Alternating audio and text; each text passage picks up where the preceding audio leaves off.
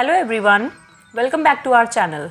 मैं हूं नेहा और आज फिर से मैं आप लोगों के लिए एक नई शिक्षण योजना लेकर आई हूं जो कि क्लास 4th एंड 5th दोनों के लिए इक्वली एप्लीकेबल है। सब्जेक्ट है हमारा मैथ्स और आप इसमें बहुत थोड़ा सा मॉडिफिकेशन करके इसको क्लास 4th और 5th जिस भी क्लास के लिए चाहे उसके लिए यूज़ कर सकते हैं। तो चलिए आज की शिक्षण योजना देखते हैं जो कि है संख्याओं पर आधारित, यानी कि आज हम सीखेंगे संख्याओं को पढ़ना और शब्दों में लिखना। तो सबसे पहले आ जाते हैं हमारे लर्निंग आउटकम्स। तो लर्निंग आउटकम यानी कि आज की क्लास ख़त्म होने पर आप क्या चाहते हैं कि बच्चा एग्जैक्टली कितना कुछ अचीव कर ले या कितना कुछ सीख जाए। तो इसमें हमारा लर्निंग आउटकम हो जाएगा संख्याओं में इकाई, दहाई, सैकड़ा, हज़ार आदि को समझते हैं। यानी कि नंबर और नंबर सिस्टम में जो ये इकाई, दहाई, सैकड़ा जो भी डिविजन्स होते हैं सबको बच्चा अच्छे से समझता है। सेकंड, संख्याओं की समझ को दैनिक जीवन से जोड़कर उदाहरण सहित स्पष्ट करते हैं। जो भी उसको संख्याओं की समझ आई है उस चीज़ को अपनी डेली लाइफ में यूज़ करता है और अच्छे से विद एग्जाम्पल आपको समझाता भी है। प्रकरण यानी कि हमारा टॉपिक है संख्याएं, संख्याओं का पढ़ना और उनको शब्दों में लिखना हम सीखेंगे आज। सीखने सिखाने की सामग्री।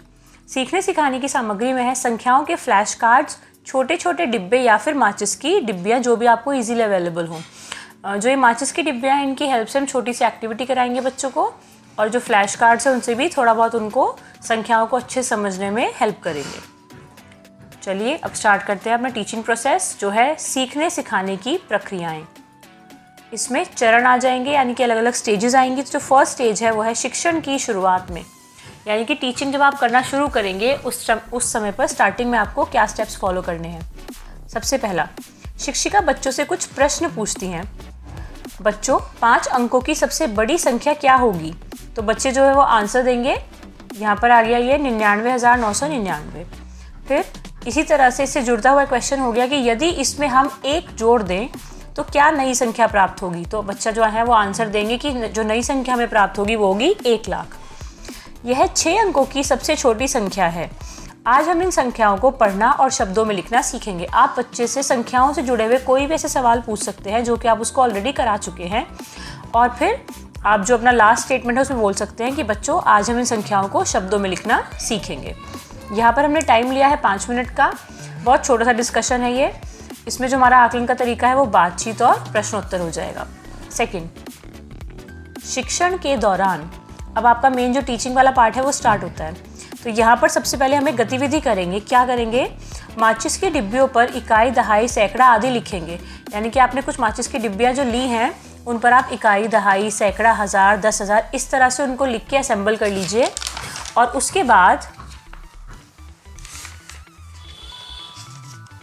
ये जो डिब्बियाँ हैं आपको इन्हें क्रम से लगाना है, यानी कि प्रॉपर ऑर्डर में। जैसे हम लोग इकाई, दहाई लिखते हैं ना, इस तरह से जोड़े बनाते हुए आपको बच्चे को सिखाना है कि इकाई और दहाई का जोड़ा होता है तो वो दोनों डिब्बे आप एक साथ रखेंगे।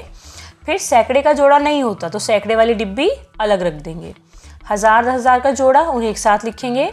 लाख, 10 लाख का जोड़ा उन्हें एक साथ लिखेंगे। और फिर करोड़, 10 करोड़ का जोड़ा उन्हें हम एक साथ लिखेंगे।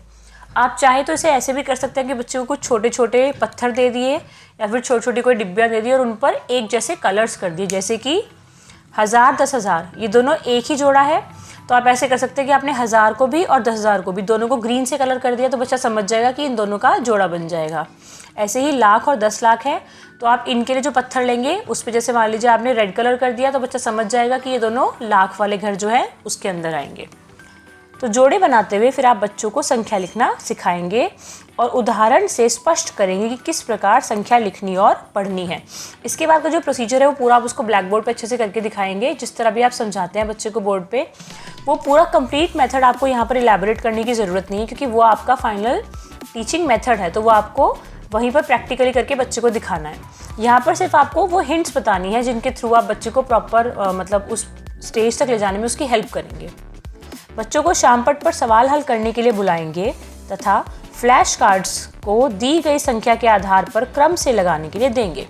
आप उसके बाद क्या कर सकते हैं, बच्चे को बुलाकर ब्लैक बोर्ड पर उससे कुछ क्वेश्चन सॉल्व करवा सकते हैं, या फिर आपने मान लीजिए कोई संख्या दे दी 20,690 या कुछ भी इस तरह का एग्जाम्पल ले लिया और हर एक डिजिट का बच्चे को फ्लैश कार्ड दे दिया और उसको बोला कि जो ये मैंने संख्या बोली है इसको इसी तरह से अंकों के हिसाब से मुझे क्रम में लगा कर दिखाओ या फिर जोड़े बना कर दिखाओ। प्रश्नोत्तरी से सभी बच्चों की प्रतिभागिता सुनिश्चित की जाएगी। हमें क्या करना है, बीच बीच में कुछ ना कुछ क्वेश्चन ज़रूर पुटअप करते रहना है ताकि जो बच्चे हैं वो अच्छे से क्लास में एंगेज रहें। यहाँ पर हमने टाइम लिया है 20 से 25 मिनट। आकलन का तरीका है अवलोकन व सवाल हल करने के तरीके की जांच। जो आप बच्चे से ब्लैक बोर्ड पर क्वेश्चन सॉल्व कराएंगे ना, या फिर जो उसको फ्लैश कार्ड्स को अरेंज करने के लिए कहेंगे, उसकी आप जाँच करते रहेंगे टाइम टू टाइम। उसके बाद है शिक्षण के अंत में, टीचिंग के लास्ट में क्या करेंगे, पाठ्य पुस्तक में दिए गए प्रश्नों को हल करने के लिए देंगे। टेक्स्ट बुक में जो क्वेश्चंस दिए हुए हैं वो आप बच्चों को घर से सॉल्व करने आने के लिए बोलेंगे, पर उससे पहले आप कुछ क्वेश्चंस क्लास में अपने सामने भी कराएंगे। शिक्षिका कक्षा में घूमकर देखती रहेंगी, कोई छात्र को समस्या हो तो मार्गदर्शन भी करेंगी। टीचर जो है वो क्लास में राउंड लेती रहेंगी, और अगर किसी बच्चे को किसी क्वेश्चन में कोई प्रॉब्लम आ रही है तो वो उसको वहाँ पर गाइड भी करेंगी। इसमें हमें 10 मिनट का टाइम लगेगा, और यहाँ पर हमारा आकलन का तरीका भी रहेगा अवलोकन। लास्ट आ जाता है फिर गृह कार्य। गृह कार्य में आप बच्चे को होमवर्क क्या देंगे, प्रकरण पर आधारित प्रश्नों को घर से हल करके आएंगे। इस टॉपिक पर बेस्ड जो भी आप उसको क्वेश्चंस देंगे वो उसे घर से सॉल्व करने हैं, और कार्य पुस्तिका का जो भी रिलेटेड पेज है वो भी सॉल्व करना है। उसके बाद हमारे लिए शिक्षण की आगामी योजना, संख्याओं को अंकों में लिखना सिखाया जाएगा। जैसे कि आज हमने संख्याओं को शब्दों में लिखना सीखा है, तो हमारा कल का टॉपिक क्या हो जाएगा कि हम संख्याओं को अंकों में लिखना सिखाएंगे। यहाँ पर आपको एक बात ध्यान रखनी है कि शिक्षण योजना को बनाने के लिए आपको मैंने 4 स्टेप बताए थे ERAC। इन केस अगर आपने वो वीडियो मिस की है कि ERAC क्या है, तो आप उसका लिंक मेरे चैनल पर मिल जाएगा आपको, या फिर आई बटन में मिल जाएगा। तो ये देखिए, E यानी कि एक्सपीरियंस। तो हमने जो शिक्षण की शुरुआत में बच्चों से क्वेश्चंस पूछे हैं वो उसके पूर्व ज्ञान से जुड़े हुए हैं, तो यानी कि वो E मतलब एक्सपीरियंस से रिलेटेड हो गए। फिर सेकंड आता है R मीन्स रिफ्लेक्शन, जहाँ पर बच्चे को कुछ चिंतन का, सोचने का मौका मिले। तो यहाँ जो हम बच्चों को ये डिब्बियाँ अरेंज करके दिखाएंगे और उसको सिखाएंगे कि किस प्रकार से जोड़े बनाने हैं, यहाँ पर बच्चा अपनी सोच अप्लाई करेगा कि जोड़े किस तरह से बनाए जा रहे हैं। फिर आता है एप्लीकेशन यानी कि उस चीज़ को अपनी लाइफ में अप्लाई कैसे करेगा। तो हम क्या करेंगे, उसको फ्लैश कार्ड की हेल्प से क्वेश्चन को हल करना सिखाएंगे, तो यानी कि वो क्वेश्चन को सॉल्व कर पाएगा और इस चीज़ को अपनी लाइफ में अप्लाई कर पाएगा, इसका क्रियान्वयन कर पाएगा। लास्ट आ जाता है कंसोलिडेशन, यानी कि फाइनली वो निष्कर्ष कैसे निकालेगा। तो जो आप उसको क्वेश्चन सॉल्व करने के लिए देंगे, जब वो उन्हें सही प्रकार से हल करके आपको दिखा दे, तो समझ लीजिए कि आप उसको जो भी अब तक मैटर समझाया है उस सबको वो कंसोलिडेट कर चुका है। तो इस तरह से हमें ये भी ध्यान रखना है कि शिक्षण योजना बनाते समय ERAC का कॉन्सेप्ट जो है वो प्रॉपर्ली फॉलो होना चाहिए। तो मेरी ये शिक्षण योजना जो है यहीं पर ख़त्म होती है। अगर आपको ये वीडियो अच्छी लगी हो और इस तरह की और वीडियो अगर आप पाना चाहते हो तो प्लीज़ मेरे चैनल को सब्सक्राइब करना ना भूलें। वीडियो अच्छी लगे तो उसको लाइक ज़रूर करें, अपने फ्रेंड्स के साथ शेयर करें, और अगर आपकी कोई भी क्वेरीज़ हो या कोई और रिक्वायरमेंट हो किसी शिक्षण योजना किसी टॉपिक को लेके, तो मुझे कमेंट सेक्शन में ज़रूर बताइए। Thank you.